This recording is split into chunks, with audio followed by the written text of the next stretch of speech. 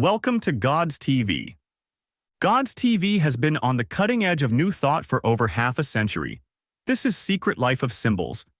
We think that we are getting better each day and we have come from a more primitive society, but we are getting better every day and becoming more superior in knowledge and technology when actually, in point of fact, we are digressing.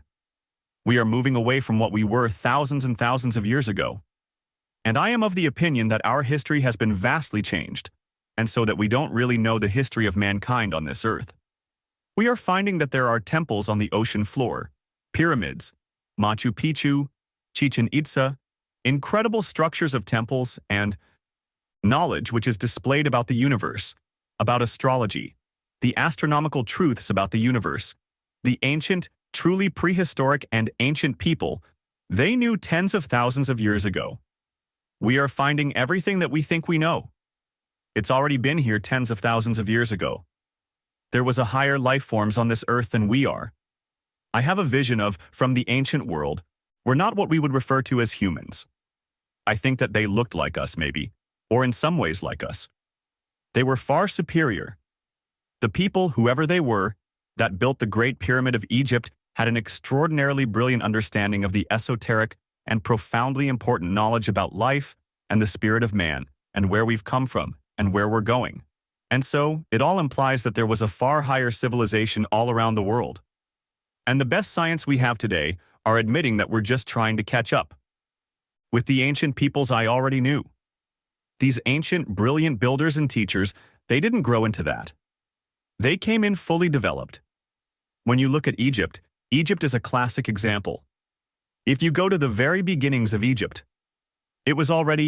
it came in as an extraordinarily brilliant society of builders and knowledge, and then eventually devolved into what Egypt is today. But there was a time when Egypt was at its prime when it was founded. So it didn't kind of work up to, as we say, we're working up to some kind of a wonderful future. But Egypt didn't do that. It came in at its pinnacle. How is that possible?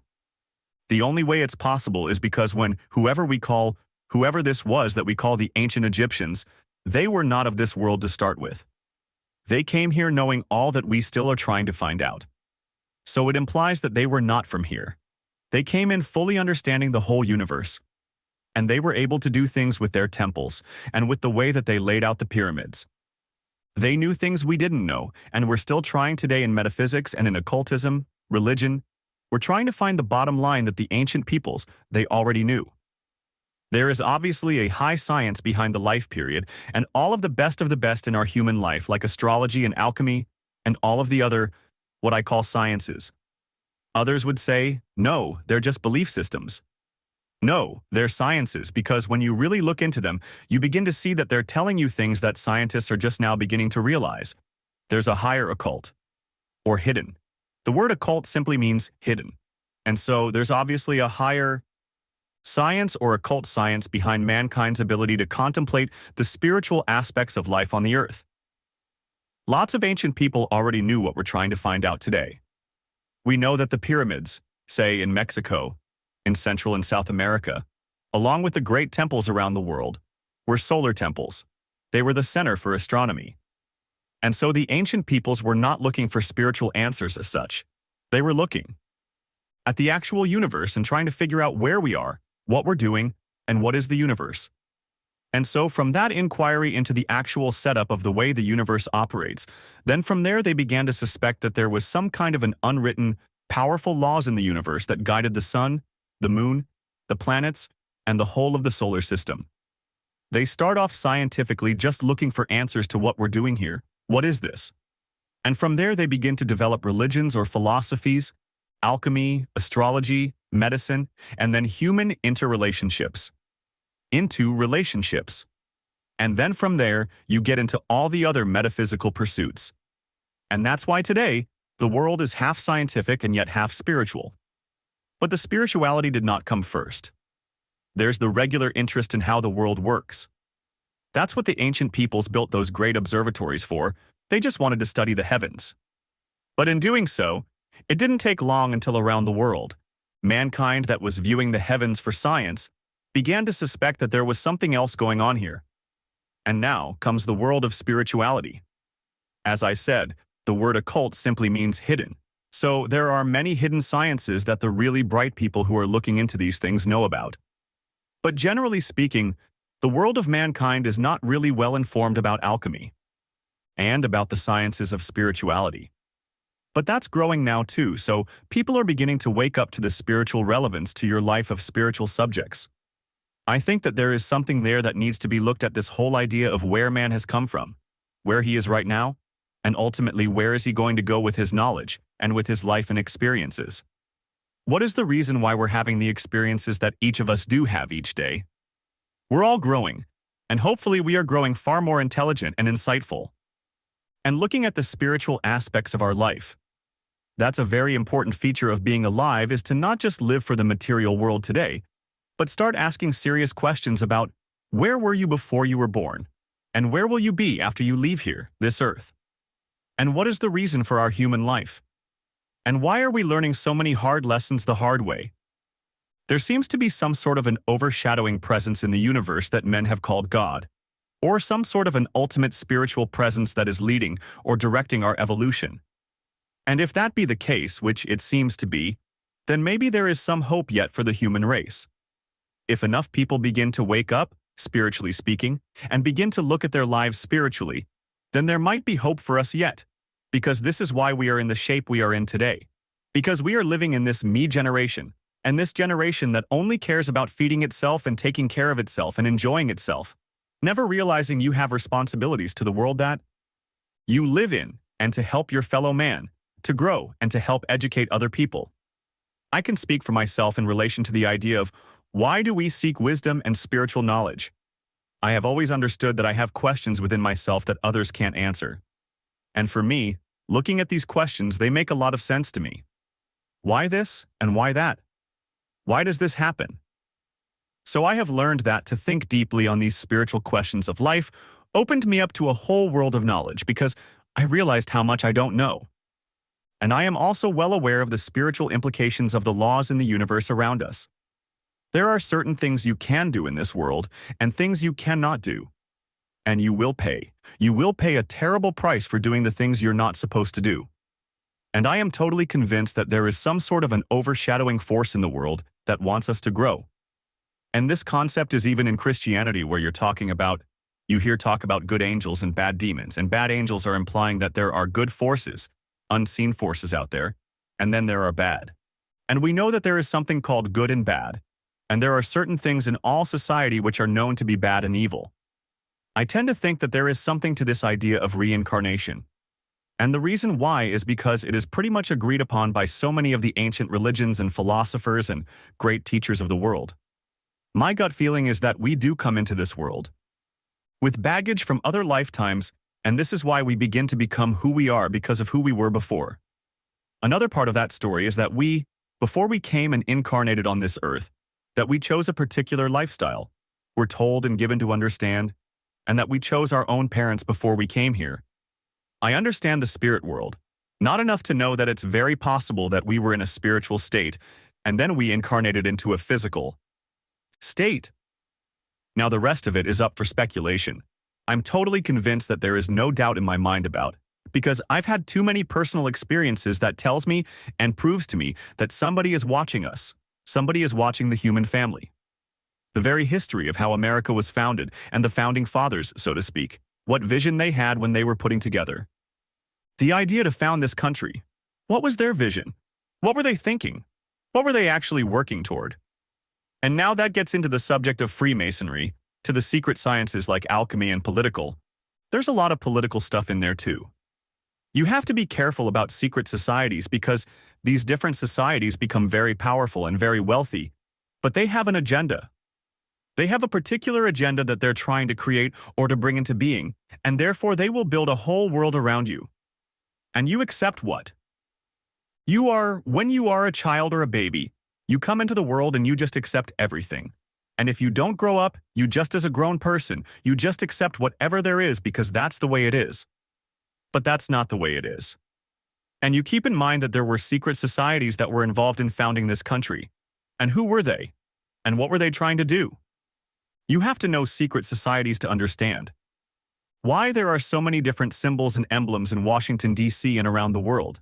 Because there's different groups, societies that are working towards certain agenda, and they are putting symbols out that represents their agenda. We know that even in gangs, when you drive to neighborhoods like Los Angeles and there are scribblings on the walls of gangs, those symbols mean something. And if you're in a gang, you know what those symbols mean. They're telling you something. Whoever is controlling that area, that's their symbols. And that's a whole study that you need to get into, studying the occult symbols of power in this world. They're used as a means to communicate and to influence you or to connect you with the spiritual world that they represent. So let's start with a religious symbol, and that is an ancient Phoenician god that was very important in the Middle East some 5,000 years ago. That god was called Dagon, D-A-G-O-N. Dagon was a fish god.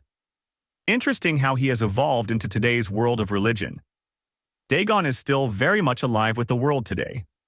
First of all, everyone knows that Christianity is founded on the worship of Jesus Christ that is accepted around the world. And most people believe that the Pope of Rome is leading the Christians to worship Jesus throughout the world. But my question is, who is the Pope leading the worship of? The first symbol that I want to talk about is the headdress that the Pope or the Bishop of Rome wears. That headdress is very interesting and has quite a history to it. That Pope's headdress is called a Pope's mitre. The Pope's mitre, we've seen it in many different shapes, but they're always basically the same shape, the Pope. But we need to understand that that symbol goes back at least 5,000 years. So what we need to know and what we need to keep in mind is that this strange and interesting is impacted by a god named Dagon. Dagon was a god of the Philistines, and Dagon comes from the word dag, which means fish. So Dagon was a fish god. And here we have pictures of another fish god named Ones, same god, but it was worshipped in different countries under different names. So we have a god who is half fish and half man, or men who wear the garbs of a fish in their religious celebration. So here in the Jewish Encyclopedia, under the heading of Dagon, you will see a picture of the priest of Dagon or the god himself, and he's wearing a fish head and the body of a fish down his back. So now we see the Pope's headdress. On the top is the Pope's mitre. But when turned, you then see he's actually wearing a fish head. The fish god, Dagon, because he's representing the worship of an ancient Phoenician god. So this is why today, Christians on the back of their cars, you will see, have a fish symbol.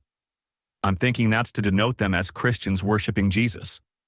No, it's a fish symbol because it's denoting Dagon, the fish god. The significance is Dagon was a very important mystical god to the ancient peoples in the Middle East, in Babylonia, Sumeria, Phoenicia, Cana. And that very powerful mystical god is still dominating the spirit and the intellectual thinking of religion even to today. So it's not Jesus that's influencing the Vatican and the Pope, it's Dagon, the fish god. That's the importance of this. The point being is that religion comes to the world in the age of Pisces, and Pisces is of course the two fish of the constellation of Pisces. But Dagon is 5,000 years old. Another one of the symbols I find to be very interesting that's used quite often around the world today, but a lot of people don't know how it's connected to the religions of today, and that is a magic wand. Magic wands, we've heard in stories galore from children from childhood days about magicians who use a magic wand. Well, the magic wand is just what it says it is. It's some sort of a branch of a tree that has been consecrated and made holy by blessings from the priest. And now it has a magical quality that can do things that humans can't do. The Druid priests, they used the wood of a holly tree. They used Hollywood. And that's what we get the term today, Hollywood, in the magic of Hollywood. Today we have Hollywood, we have Mickey Mouse waving a magic wand. On the left side, we also have actual real magic wands as they are made today in Europe. And of course, orchestra leaders and orchestra conductors, they lead the music with a magic wand. A lot of people haven't thought about that, but that's what it is, a magic wand. So here we have a picture of Moses where he is conjuring up the spirits in the universe with a magic wand. That's very interesting, Moses with a magic wand. In the ancient Roman Empire, the most important god at the height of Rome's power in the world was a god named Mithra. Mithra was a sun god, and according to the Roman explanation of their god, He was not only a sun god, but he did his miracles with a magic wand. Now here we have Jesus raising Lazarus from the tomb, and you will see that Jesus is using a magic wand. How many Christians know that all throughout Europe and around the world, Christian churches have Jesus working his miracles with magic wands? A lot of people don't know that, you know? So we hear all about the magical things that Jesus was able to do, but here in the actual churches we see that Jesus is doing his miracles with a magic wand. The importance of this is to point out that people do not realize that in Christianity, the understanding in the ancient world and in the medieval world was that these religious figures like Jesus were doing their miracles with magic wands. But it's actually legitimate du jour, real, magical system of controlling people's minds and directing their spirits and their hearts and being able to direct our civilization through magical symbols and magical words. Another symbol that I find to be very interesting is in Star Trek there was a Mr. Spock. And if you remember, Mr. Spock was always giving a hand sign, and he was said to be a Vulcan. First of all, his hand sign was actually a religious symbol in Judaism, in which it was a blessing to the congregation in Judaism. It's called the Kohen symbol. This symbol is a Jewish blessing symbol, but where did it come from? It comes from the split hoof of a goat. It goes back to the split hoof of a goat because we're talking about the age of Aries, the ram. When the Jews were under the age of the ram, or the Lamb of God. And so that's why today we call Jesus the Lamb of God. Going back to the constellation of Aries, the ram Nebo even said that he accepted that sign and used it, but because it was a sign from his rabbi. And he thought it was a very interesting symbol, so he just used it in Star Trek. I'm sure he probably knew the meaning of the sign, but that's where he said he got it from. Another subject which is interesting and very relevant today is a symbol called the fasces. On the back of an American dime, you will see a bundle of sticks tied together, and it has an axe head with it. That is called a fasces, and this is an ancient Etruscan symbol that was adopted by the Roman Empire to symbolize Rome's power. It's an old ancient Etruscan symbol, but it's very important to the Roman Empire. Rome said, ancient Rome's philosophy was, if it's just one stick, you can beat somebody with a stick, but it's not going to hurt them really. But if you've got 2 or 3 sticks, now it's going to be a little bit heavier deal. But if you get 5 or 6 sticks and tie them together as one, now you've got serious strength. Now, when you beat somebody with 6 or 8 sticks tied together, that's serious. And so then they put a hatchet head on it, because an axe head always represented, in almost all the ancient cultures of the world, accepted that the axe head represented the presence of God. God was the great hatchet. He's giving you the axe. And so the hatchet head represented God, and the bundle of sticks represented a coalition of troops. So when Rome would go into another country to overtake it, they would take troops from this group and troops from that group and put them all together. Now you've got a strong force. It's not just Roman. It's all kinds of other countries are with you. And so that's what we hear today when we hear the presidents talking about during the Middle East. They have a coalition of countries, not just America. We have other countries with us. It's a coalition. Coalition is another name for fasci, which is a symbol for world fascism, when you can get all the countries together and have them all doing the same thing, all of the countries marching to the same tune. Now you've got a strong military force. The fascii was usually carried officially behind Caesar. He would be in the front of the parade or whatever, and there would be what is called lectors behind him, and they would be holding the fasci symbolizing Caesar's power over life and death. He is the man. He's the boss. And so the lectors would be standing on both sides of Caesar on the altars when Caesar was speaking, holding those fasci so that the Roman people know he has the right to life and death. So here you'll see in World War II with Mussolini on the left and his symbol for his government a fascist. Well, of course, he's Italian, and that goes back to the Roman Empire. And so here we have a Nazi, as you'll see the 2 fascists on each side of the swastika. This is because Germany was in league with Italy during the Second World War. Mussolini had in mind to do the same thing Adolf Hitler wanted to do, was to create a new world order. And so Mussolini saw that new world order as being Catholic, as to be Roman, while Germany saw it to be German and not Italian. But the two together, I suppose they figured they'll work that out once they take over the world. Well, Mussolini actually, according to history books, actually thought of himself as Caesar. He saw himself in his position of power at the time of the Second World War as Caesar of the ancient Roman Empire, and therefore it would be right that he would pick the symbol that Caesar used to show his power, and so that's why the fasci became so fashionable in Italy. But the two fasci you will also see on the wall behind where the Speaker of the House sits when the President is making a speech. The United States has secret societies in their government, and behind the government are very powerful secret societies that see itself. These societies see themselves as the promoters to generate a new world order. All countries copy each other. The fascists copied the Etruscans, the Romans copied the Greeks, and the Greeks copied the Egyptians, and that's just the way humans are. As much as we change, the more we stay the same.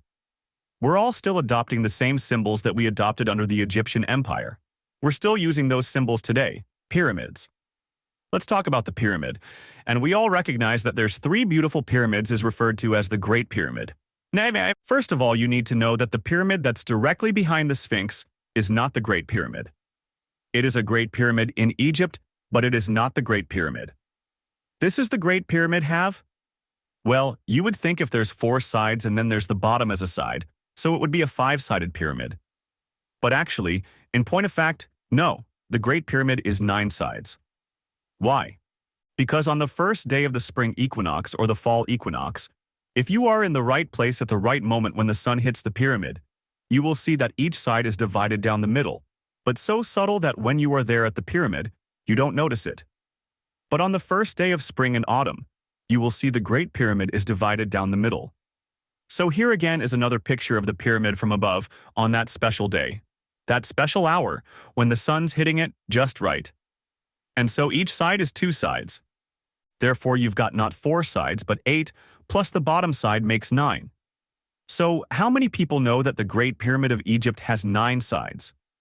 It's strange, but it seems as that no one really knows why the Egyptians took so much effort to divide each side of the pyramid so perfectly and so brilliantly, and such that you would not see it until a particular day at a particular time. We call it the Great Pyramid because there's a lot of important stuff implied in that pyramid. And the other pyramids do not even come close. They don't have anything. Like what's in that Great Pyramid? That is one act by itself. It's the only one. That's why we today call it the Great Pyramid. The next subject we'd like to look at for a moment is the cornerstone in the Christian religion.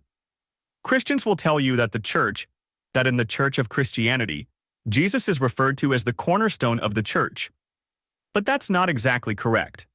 The actual scripture says that he's not the cornerstone. It says Jesus is the chief cornerstone.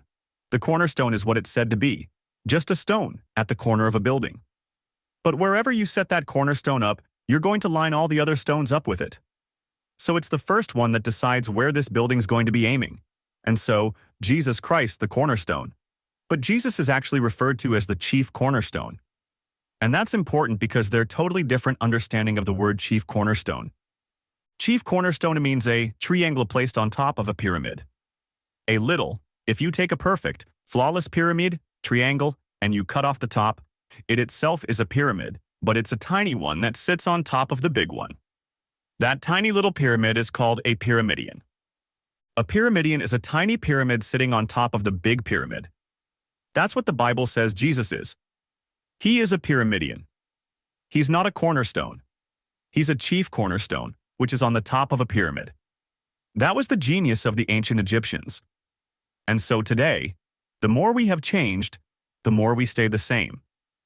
And so we use the same symbols that Caesar used. We use the same symbols that the Babylonians used. It's because mankind is hardwired, so to speak, to realize the importance of very powerful symbols to represent your civilization and who you are, where you come from, and what your destiny is. It's everywhere, from religion to governments to military, commerce, banking, symbols, as a way to communicate with the world. I'm Jordan Maxwell, and thank you for watching. I'm Jordan Maxwell, and thank you for watching. This is God's TV, and thank you for watching.